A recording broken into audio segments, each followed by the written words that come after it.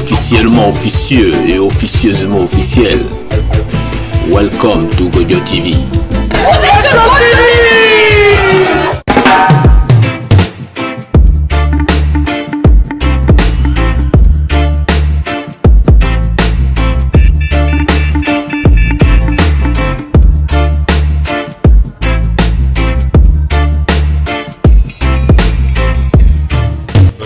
Bonjour Majestic. Bon, on n'est jamais mieux servi que par soi-même, donc je vais te laisser te présenter. Ouais, Majestic Claudius, artiste togolais par son papa et béninois par sa maman. Donc bon, dans les années 80-90, j'étais le batteur d'Apartheid North, un groupe de reggae français. Avec quelques origines diverses de l'Afrique. Donc voilà. Et puis depuis quelques années, bon, ben là j'ai fait une carrière solo. Voilà. Qu'est-ce qui t'a amené à te lancer en solo?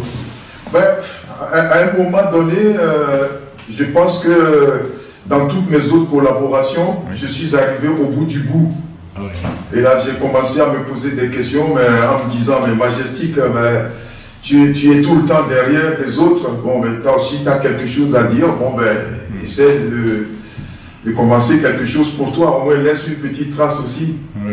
Voilà. Et on peut dire, à part ce groupe que tu viens de citer, sur le continent, avec quel groupe tu as joué? Parce que Ben, à part Apartheid North, j'ai joué avec plein de groupes. Hein. Au départ, j'étais le batteur de l'artiste gabonais Pierre Akidengue.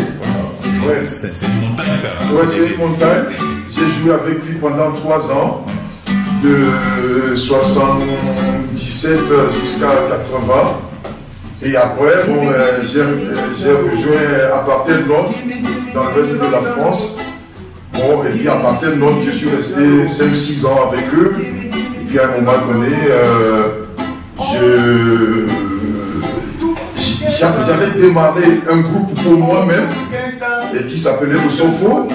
Et après Osofo, bon, j'ai fait quelques concerts aussi avec un autre groupe de Comoriens qui s'appelle Diamant.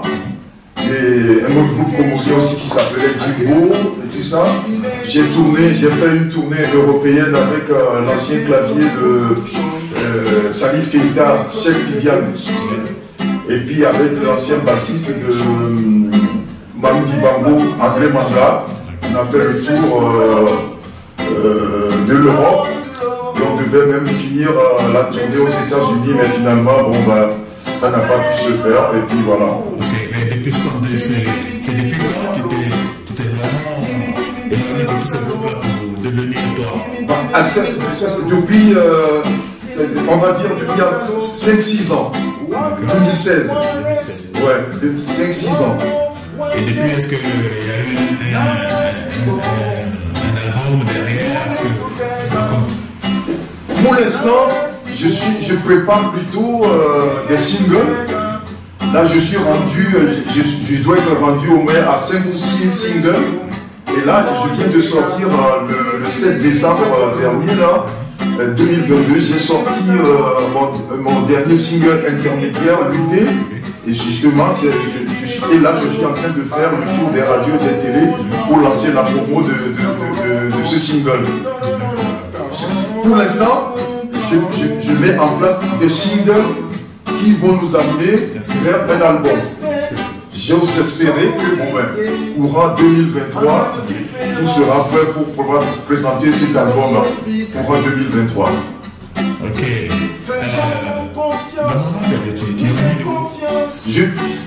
Actuellement, je suis à Nantes. Je suis de passage à Nantes. Mais je suis entre le Togo, le Bénin. Voilà. Le Lomé et Cotonou. Ouais, de temps en temps à l'intérieur du pays. Palimé et tout ça. Cotonou, Porto Novo, Savalou, Ouida et tout ça. Là, tu es venu nous présenter comment ta personne, ta musique et tout. Exactement. C'est ça.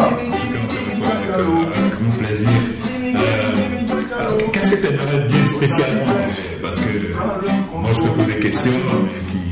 qui t'influence vraiment. Qu'est-ce que tu aimerais dire à propos de ta musique? Ton style et pourquoi mon style, quand on me demande quel est ton style de reggae, moi je dis je joue du reggae, mais à la sauce, on va dire à la sauce africaine. Hein? Sinon, mon groupe de reggae phare, mon mentor, c'est David Hintz du groupe Steel Pulse. Voilà, ça c'est mon reggae préféré. Mais sinon, j'aime bien les autres aussi, Bob Marley, Peter Tosh, Benny Wheeler et tout ça, Ashwad et tout ça. Mais mon style de reggae est plus afro, rock, et un peu de funky reggae aussi. Voilà. Très black. Très black. D'accord. Tu vas me proposer là maintenant. Là, je viens de sortir le 7 décembre 2022. Oui. Mon dernier single intermédiaire dont le titre est Lutter. Et c'est ce titre-là que je suis en train de présenter dans les médias, ici, en Europe, en Afrique et éventuellement aux États-Unis et tout ça là. D'accord. J'ai vu que tu es venu avec une guitare. Alors, est-ce qu'on peut avoir juste quelques poussières de ce que tu fais? Partie de lutter. Juste une petite partie de lutter. Okay. Voilà. Que je fais à la sauce freestyle. Ok. Lutter. Yes.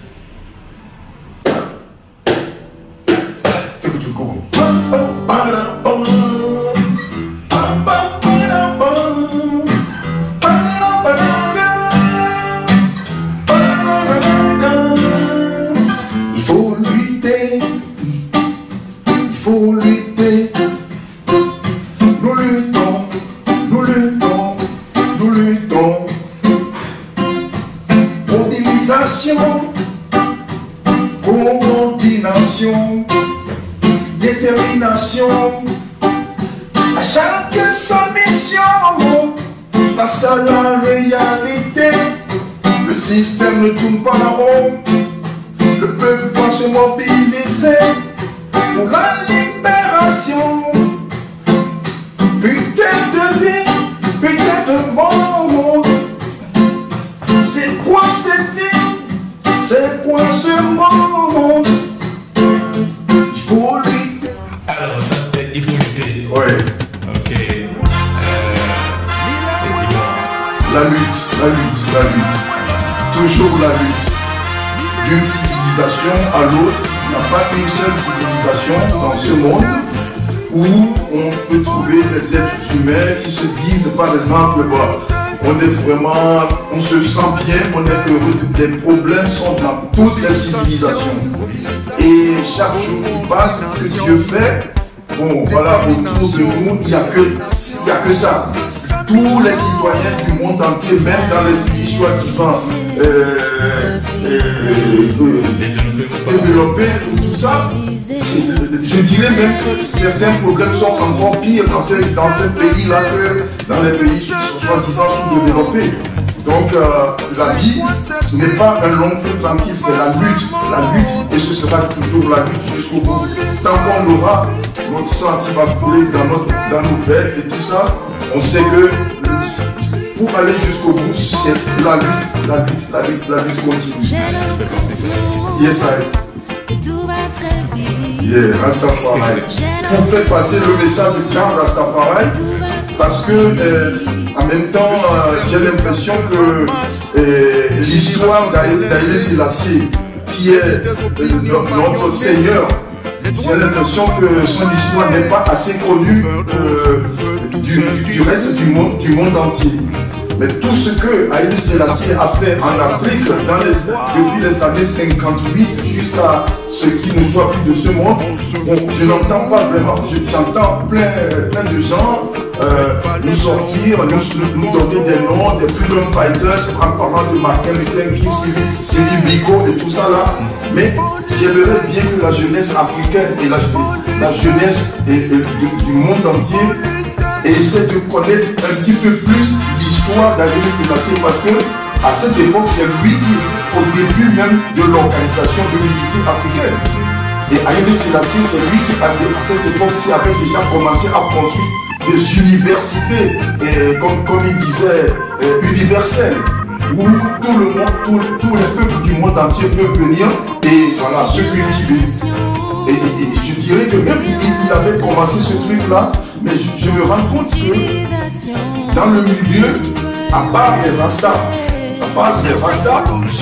voilà, il y a que les Rastas qui en parlent. Moi, j'aimerais bien qu'on arrive à parler de Haïlé Sélassié, King of Kings, Lion, Judah.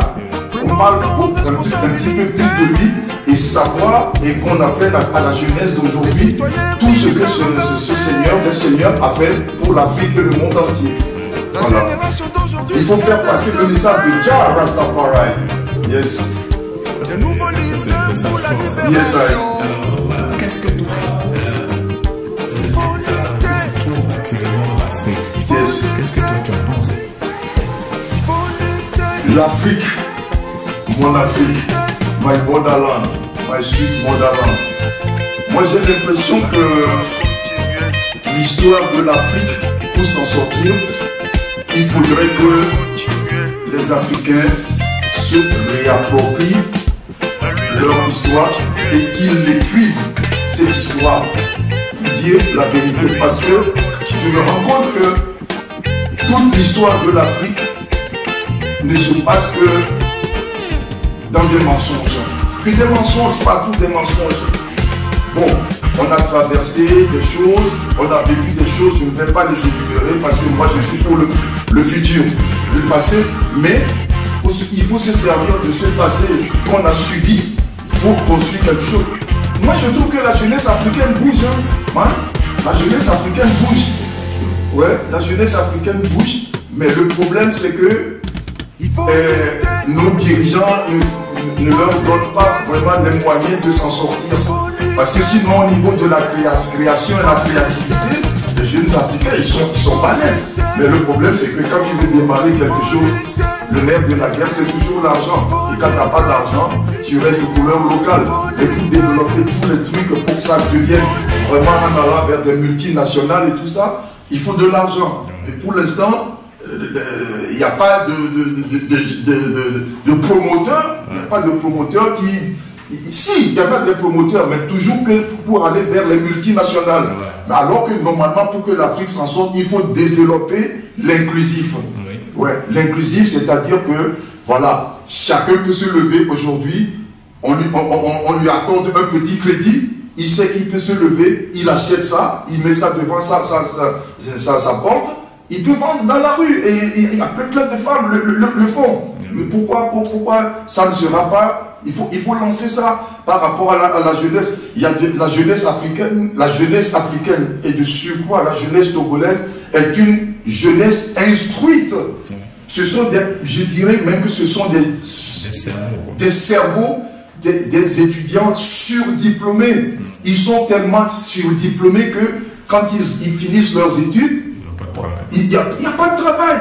Il y a un cousin qui a un bac plus, je ne sais pas, 7 ou 8, et qui est maintenant conducteur de Zémidian, le taxi-moto. Hein? Et puis voilà, la jeunesse africaine vit dans ce contexte-là. Mais la chance qu'on a, c'est que, bon, avec le soleil, et puis, bon, la philosophie de vie, on va dire, entre guillemets, de nous les Noirs, on sait que dans la difficulté, nos parents nous ont toujours éduqués à se dire que demain sera meilleur de toutes les façons. Oui. Donc il faut toujours espérer. L'espoir fait vivre, c'est ça. Voilà, l'espoir fait vivre. Et la jeunesse africaine bouge. La jeunesse africaine bouge. Mais seulement, il faut un petit peu plus de moyens. Mais ce moyen, voilà, c'est pour ça d'ailleurs que la jeunesse africaine actuellement compte beaucoup sur la diaspora. Voilà, la diaspora européenne, la diaspora américaine, la diaspora asiatique et tout ça là, mais on ne peut pas compter que sur cette diaspora là. Il faut une volonté politique. Mais bien sûr, qu'il faut une volonté politique. Mais nos dirigeants, moi je ne vais pas critiquer nos dirigeants. Ils font ce qu'ils peuvent faire. Parce que moi je dirais qu'au niveau de l'économie, ils n'ont pas la main sur... comment... Ouais, ils n'ont pas la main ici. Voilà, ils n'ont pas la mesure sur pour déclencher la chose. Ben, ça, c'est un bon point. Mais selon toi, pourquoi c'est comme ça? Un président, il est élu, il est à la tête d'un pays, et il n'est pas capable, il n'a pas les moyens pour faire évoluer son peuple. C'est quoi? C'est dû à quoi ça? Mais c'est tout simplement que c'est toujours la colonisation qui est toujours là. Ils ne veulent pas qu'on en parle, mais vous vous rendez compte? Mais pour voter le budget d'un État comme le Togo ou le Bénin ou le Burkina Faso que je connais, mais je veux dire, ce sont les dirigeants français qui disent ce qu'il faut faire, ce qu'il ne faut pas faire. Et vous pouvez constater, d'ailleurs, même que tous les dirigeants africains qui ont essayé de faire évoluer les choses en essayant d'aller vers quelque chose de positif, ils ont été éliminés. L'exemple, c'est Thomas Sankara, Patrice Lumumba, Sundiata Keita, etc. Comment dire, Sylvanus Olympio, et Kwame Nkrumah. Voilà, soit on les empoisonne. Voilà, on passe. Tous les gens, tous les citoyens africains qui veulent faire avancer l'Afrique, il y a toujours, j'aime pas ce terme-là, mais je suis obligé de le dire, il y a toujours la main de Babylone qui est derrière, qui est souterraine et qui est là. Le problème, c'est qu'ils sont tellement malins que tout se passe underground, quoi. Ils ne veulent jamais montrer qu'ils sont devant. Même toutes les guerres qu'il y a sur le continent africain, d'où est-ce que ça vient? Ce ne sont pas les Africains qui fabriquent les armes. Alors, la question, selon toi, comment est-ce que on pourrait faire, l'Afrique pourrait faire pour se libérer? Parce que quelqu'un qui sait, si on dit, si tu ne sais pas la maladie que tu as, tu ne peux pas guérir. Absolument. Mais là, on sait d'où sort le problème africain. Alors pourquoi est-ce qu'on n'arrive pas à se défaire de ce problème? Moi, je pense que l'Afrique, pour s'en sortir, c'est le continent. Quand on me demande de parler de l'Afrique, je dis, mon cher continent est un continent milliardaire, il ne se rend même pas compte qu'il est milliardaire. C'est le continent le plus prolifique de l'univers. Et on est là, on laisse ces gens-là, ils viennent se servir, ils viennent prendre les minerais chez nous, ils font tout ce qu'ils veulent, ils viennent transformer les produits qui viennent prendre gratuitement chez nous, ils viennent les transformer ici en Occident pour venir nous les revendre encore plus cher. Moi je dis que pour que l'Afrique s'en sorte, l'Afrique doit s'industrialiser, mais à sa façon, mais pas la façon des Occidentaux. On doit, parce que nous n'avons pas les mêmes valeurs concernant la vie de tous les jours, nous n'avons pas les mêmes valeurs et nous n'avons pas le même climat. Donc l'Afrique doit cibler ses problèmes selon les valeurs de l'Afrique. Industrialiser le continent, créer des emplois, transformer nos produits pour qu'il y ait des entreprises, pour qu'ils fassent travailler la jeunesse, voire tous les peuples en Afrique. En fait, à mon humble avis, c'est très facile de le dire, mais moi je pense que si on essaie d'industrialiser le continent, ça peut être un début. Ça peut être un début. Bien sûr. Et en plus de ça, c'est que, bon, moi, avant d'arriver même en Europe, j'ai toujours remarqué, à notre époque, on avait l'autosuffisance alimentaire. Moi, je n'ai jamais entendu parler de famine avant que je n'arrive en Europe ici. Je n'ai jamais entendu parler de racisme depuis l'Afrique avant d'arriver ici. C'est en arrivant en Europe que j'ai commencé à découvrir tous ces trucs-là. L'apartheid, je n'ai jamais entendu parler de ça sur le continent africain avant d'arriver ici. C'est en arrivant en Europe que j'ai découvert l'apartheid. Hein? Voilà. Mais les Africains doivent essayer de se dégager de Babylone. Mais le problème, c'est que Babylone est tellement malin que, voilà, comme ils ont la main dans le cambouis, ils ne veulent jamais sortir la main de ce cambouis. Ouais, mais il faut un jour sortir de là. Ça va venir. Pour moi, c'est en marche. C'est en marche. Parce que, bon, quand vous voyez tous les siècles qu'ils ont mis pour instaurer l'esclavage et tout ça, tous les siècles qu'ils ont mis en place avant de faire la colonisation sur le continent, bah, on ne va pas déconstruire tous ces trucs-là en 10 années. Hein. Il faut du temps, il faut de la patience. Moi, je crois que l'histoire est en marche.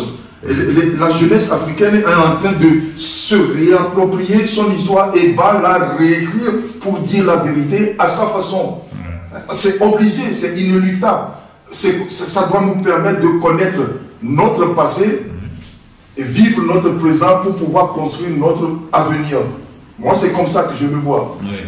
Mais tu le vois, mais à long terme, moi je dis, quand on construit une maison, on met du temps pour construire. Bien sûr. Un jour, pour détruire la maison, on détruit la maison une seule fois. Oui. Est-ce qu'on est obligé d'attendre toutes ces années que l'Occident a mis pour mettre l'Afrique en esclavage, tout ça? Oui. Est-ce qu'on est obligé de prendre tout ce temps pour pouvoir libérer l'Afrique? Non, moi, mon avis, oui, c'est une question de façon de gérer. D'accord. Et quand on me pose des questions dans ce sens-là, moi je dis il ne faut pas confondre vitesse et précipitation. D'accord. C'est-à-dire que le système, il est tellement bien ficelé. Pardon? Bien ficelé, c'est ça? Bien ficelé que, bon, il faut gérer tous ces trucs-là avec parcimonie et patience, quoi. Parce que si tu ne fais pas attention, ce que tu es en train de mettre en place, ça peut se retourner contre toi. Et tout le monde est devenu méfiant. Tout le monde est devenu méfiant sur le continent africain. Surtout nos dirigeants. Moi, je dis, ils font ce qu'ils peuvent. Il y en a qui prennent des risques, mais à leur dépens. On le voit. Ceux qui veulent faire quelque chose pour le continent africain, on voit comment ça se termine. C'est toujours de la même manière. Mais je pense que soit il y a deux éventualités. Soit on casse la baraque, on se dit voilà, une fois pour toutes, on casse tout et on reconstruit tout. Bon, mais en même temps, en revenant un peu en arrière, on se dit est-ce que c'est la solution? Mais pourquoi pas? Pourquoi pas? Peut-être que c'est ça qui est l'issue qui nous attend. Peut-être qu'à un moment donné, il faudra appuyer sur la gâchette pour éliminer tous ces fléaux-là et pour pouvoir démarrer une nouvelle Afrique. Parce que l'Afrique a tout pour pouvoir être devant. Mais, et comme disait un jeune artiste togolais, la France est venue nous vendre sa culture en abaissant la nôtre. En la divisant, ce qui fait que maintenant, aujourd'hui, une certaine partie de la jeunesse africaine va préférer écouter ce qui vient de l'extérieur que d'apprécier ses propres valeurs. Moi, je trouve que c'est aberrant. Quoi. Ça fait partie de l'aliénation.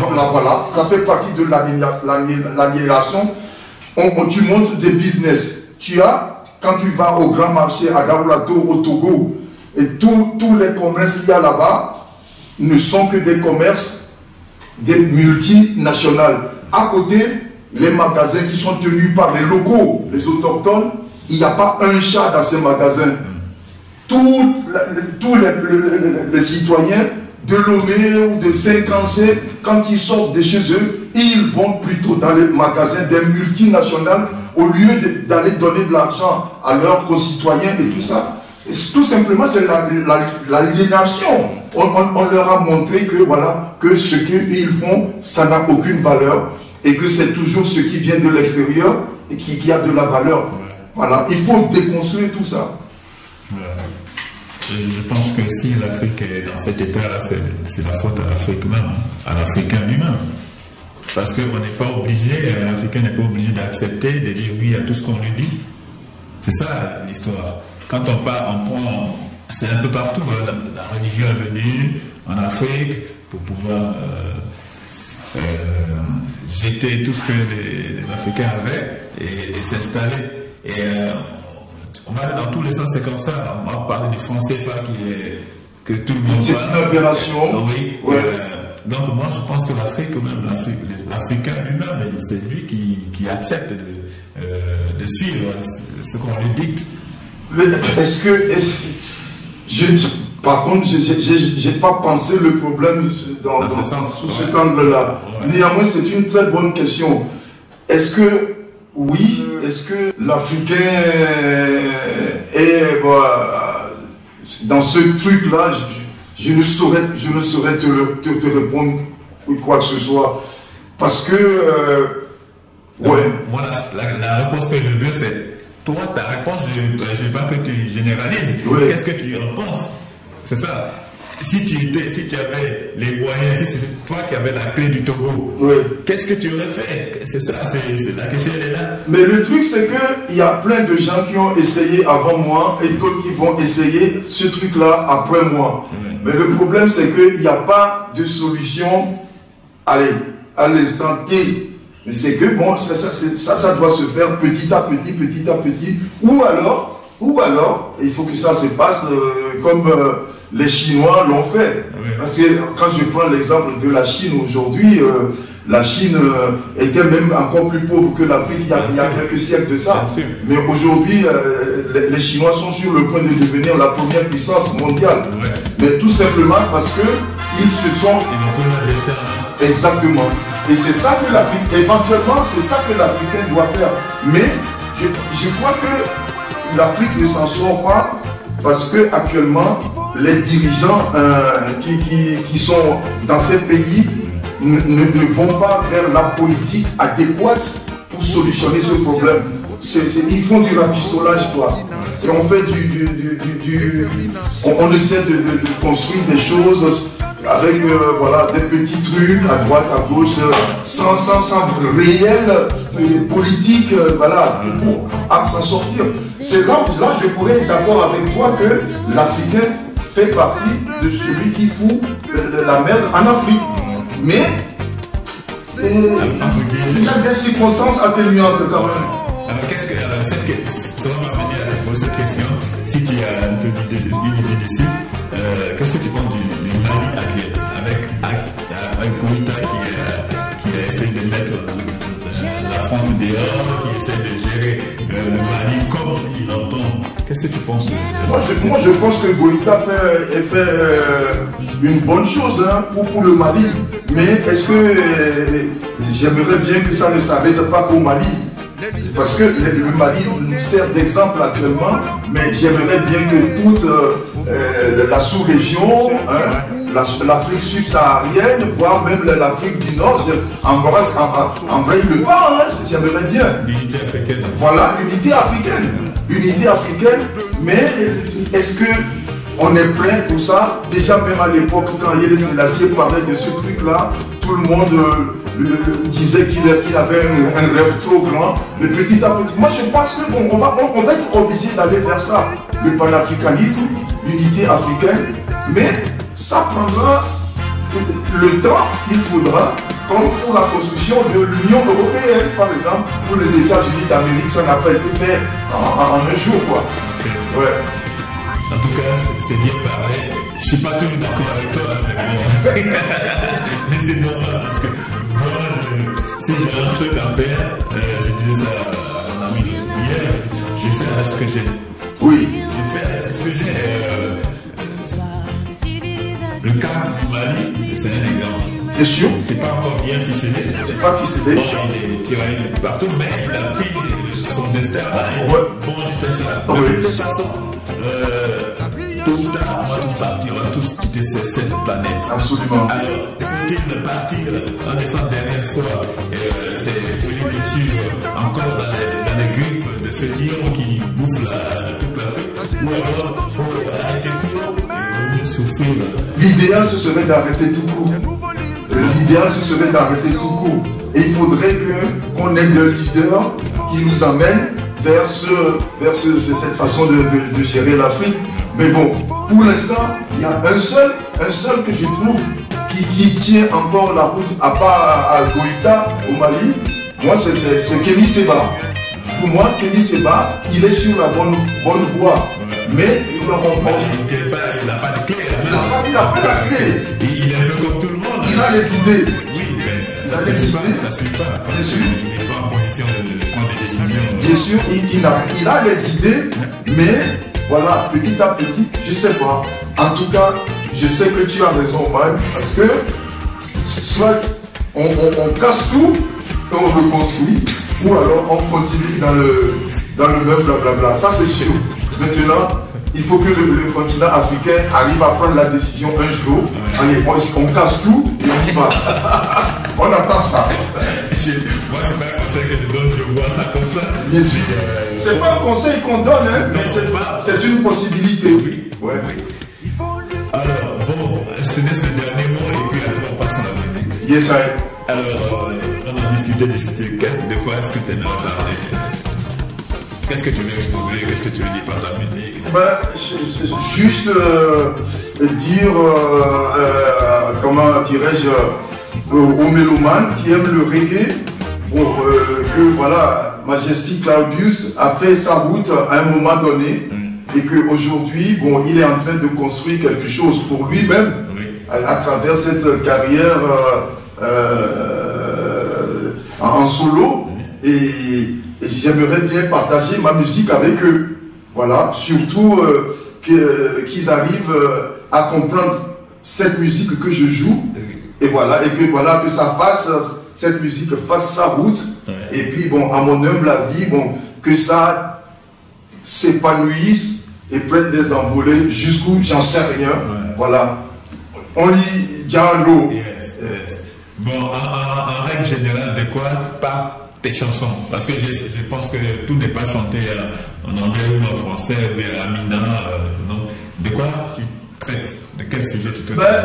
Moi, les sujets, je parle beaucoup du racisme, je parle de la colonisation, je parle de l'amour. Par exemple, j'ai un morceau, à la rigueur, je vais voir si je vais pouvoir le jouer, que j'intitule Love Revolution. Je parle beaucoup d'amour parce que, d'une certaine manière, s'il n'y a pas un peu d'amour, je ne dis pas que c'est juste la clé, mais s'il n'y a pas un peu d'amour dans la façon de fonctionner dans ce monde, on va droit dans le mur. Je ne dirais pas que c'est l'amour qui va sauver le monde, mais un peu d'amour mettrait un peu quand même pour permettre aux gens de mettre de l'eau, voilà, pour atténuer les choses, quoi. Voilà. On t'écoute. Education against discrimination. Let's make love revolution. Let's make love celebration. Let's make love education. Let's make love jubilation. Message to love. Love to love. Message of love. I beg the love. Ooh. Give me Jaja love. Give me Rasta love. Give me Jaja love. Give me Rasta love. One love, one race. À bientôt sur Mojo TV.